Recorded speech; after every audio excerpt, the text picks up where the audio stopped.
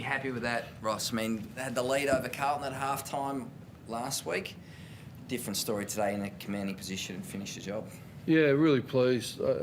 We jumped out the blocks again, which is important. We put a lot of time into our stoppage work this week and in the end won that battle. And Richmond have been, we know, scoring heavily from stoppage, so a big concern going in. So we just worked pretty hard during the week, the coaches with the players, and, you know, they saluted on that. Gresham played an important role.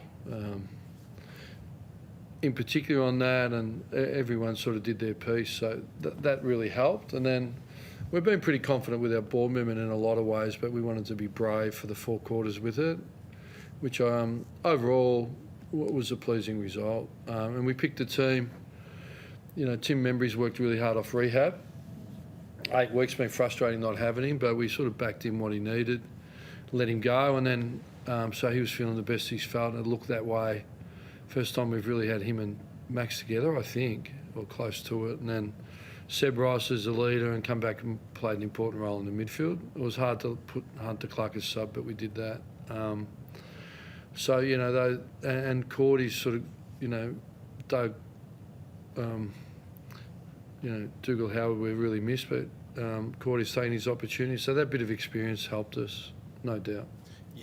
Yeah, I mean, your pressure seemed to be a real focus as well. So you're tackling, I think at one stage it was 30-10 early in the second quarter, and you've ended up with more tackles and more disposals. Was that a really pleasing aspect of the win as well for you? Yeah, I think every coach in AFL footy's looking for that pressure piece. And the Tigers make you defend them, right? They're a go-forward team, they'll run at you. So if you tackle effectiveness or numbers and effort's not there, they're going to burst through you and score heavily. So that was a focus as well in that sort of, in that little bubble, to be as fierce as we could. And we were like that a lot of the time against Carlton, but in the end waned in the last quarter. So I thought, well, we kept that pretty strong most of the night. Second game back for Max King and comes out with 6 goals, match-winning performance. He's going to make a big difference down the stretch, isn't he, when you're fighting for this final spot? Well, it certainly helps. I think all our forwards played a part, but, you know, Max will live off a lot of the work of our midfielders and our backs, to be truthful, and our small forwards. So I thought he played his part, you know, but without our midfield, it's won and lost in the midfield. And we got obliterated last week, particularly after half-time, and I thought our midfield really stood up tonight, and the midfield will have a big job next week. I watched Dangerfield get to work with Duncan. So it certainly doesn't get any easier than Martin and Taranto, but it's just as hard, you know. You're able to score out of your back half too today. I think and I know you've said that you've felt the team has got great capacity to run. You said that since when you started, but it did really feel like with Sinclair, Nasai Wangadeen, Malira, Brad Hill, you had real bounce off half back today. Did you think that? Yeah, we did bounce. Yeah, as they did too. Like at half time, both teams had kicked 3 goals out of their D50, so it was it was hardly a stoppage. One way to get rid of worrying about stoppages is don't have them, right? Just play circle work. So it was a very quick game, very up and down game. When we showed we can play that, and yeah, it was a bit of a feature. We want to get a bit slicker over time with a bit of the connection piece. We feel like we left a bit on the table, but I think we'll take that piece. Sorry, I cut you off. You touched on the Cats match. The big reward now, you win that, you're guaranteed to play finals. Does that get talked about during the week? Do you just set it to the side and make sure it doesn't distract them? Or is it just one of those things you can't avoid? Look, some things are obvious, aren't they?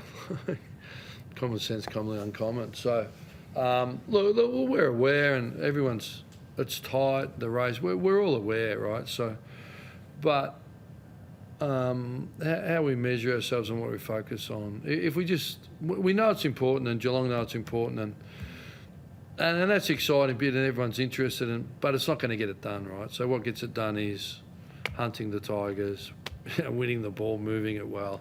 So you've got to focus on, and we're a bit boring, but the process. So we'll review sharply, we'll prepare, and we'll try and get everyone to the line healthy. Like, I'm always nervous until the ball bounces, as evidenced over the weekend. But you do your work, right? So go and watch them last week. They'll be cycling through their cycle, and we'll cycle through our cycle and get to the line. And then you rely on players to really, and your leaders to stand up like they did today. So Collingwood are a very good team. The Cats was, Cameron was electric. Dangerfield was frightening. So we understand Stewart, then the young players. We understand what's coming.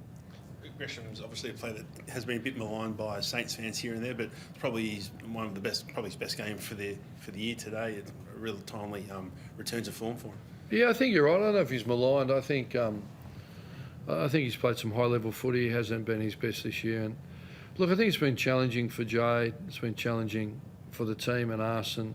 But our personal relationship's been really strong, and he's never dropped his bundle. I think he's been frustrated. We've been frustrated, and it just shows if you persist and persevere, things can turn. And I think that's what happened today for Jade and the team. So it's a good lesson for all of us. Just again, going back to what we're talking about with how important this upcoming game is, are you pleased though that you've given yourselves this opportunity after going off the rails a little bit there for a while after the really strong start to the season? Yeah. Language is an interesting thing. I think we had a couple of disappointing ones. We felt our form against Melbourne was very good. We were frustrated with execution. I think Carlton's taken all before him, and our ball movement and all that, we did a lot right. I think Hawthorn's form's really good. I thought we put them to the sword for a majority of that game. So we don't think we don't stack up. I think we've been a bit inconsistent within games. Off the rails, we haven't been out the 8 all year.